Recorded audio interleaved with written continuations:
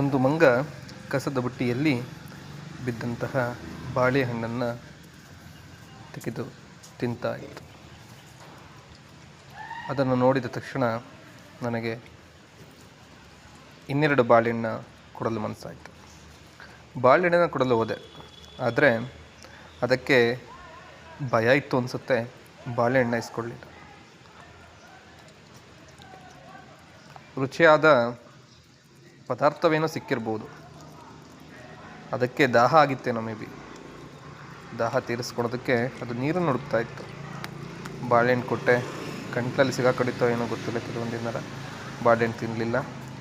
ನೀರನ್ನು ಹರಿಸಿ ಅದು ಹುಡುಕ್ತಾ ಇತ್ತು. ಅಲ್ಲಿದ್ದಂತಹ ನೀರಿನ ಕ್ಯಾನ್ ನೋಡ್ತು. ಆ ಕ್ಯಾನಲ್ಲಿ ನೀರು ಕುಡಿಯೋದಕ್ಕೆ ಹೋಯ್ತು. ಮತ್ತು ಅದೇನೋ ಭಯ ಆಯಿತು. ನಾನು ಇರಲಿ ಅಂತ ನೀರು ಆನ್ ಮಾಡಿದೆ, ಕುಡಿಲಿ ಅಂತೇಳಿ. ಬಾಳೆಹಣ್ಣು ಕೊಡೋದಕ್ಕೆ ಇನ್ನೂ ಪ್ರಯತ್ನ ಪಟ್ಟೆ, ಇಸ್ಕೊಂಡಿಲ್ಲ. ನೀರು ಕುಡಿಲಿ ಪಾಪ ಅಂತೇಳಿ ಸ್ವಲ್ಪ ದೂರ ಬಂದೆ. ದೂರ ಬಂದಾಗ ಅದು ನೀರನ್ನ ಈ ರೀತಿ ಕುಡಿತು.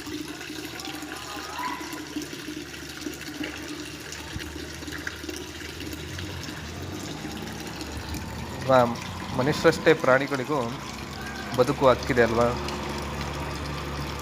ನಾವು ನೀರು ಬೇಕಾದರೆ ಮನೆಗೆ ಹೋಗಿ ಕುಡಿತೀವಿ, ಜೊತೆಗೆ ಒಂದು ಬಾಟ್ಲು ತೊಗೊಂಡೋಗಿರ್ತೀವಿ. ಬಟ್ ಪ್ರಾಣಿಗಳಿಗೆ ದಾಹ ಆದರೆ ಅವೇನು ಮಾಡ್ತವೆ ಅಲ್ವಾ. ಸೊ ಈ ವಿಡಿಯೋ ಏನು ತೋರಿಸುತ್ತಪ್ಪ ಅಂತೇಳಿದರೆ, ಈ ಭೂಮಿ ಮೇಲೆ ಇರ್ತಕ್ಕಂತಹ ಪ್ರತಿಯೊಂದು ಆಹಾರ, ನೀರು, ಗಾಳಿ ಎಲ್ಲ ಪ್ರಾಣಿಗಳ ಆಸ್ತಿ. ಮನುಷ್ಯ ತಾನೊಬ್ಬನೇ ಈ ಎಲ್ಲ ಪಂಚಭೂತಗಳಿಗೂ ಅಧಿಕಾರಿ ಅಂತ ತಿಳ್ಕೊಂಡಿರ್ಬೋದು.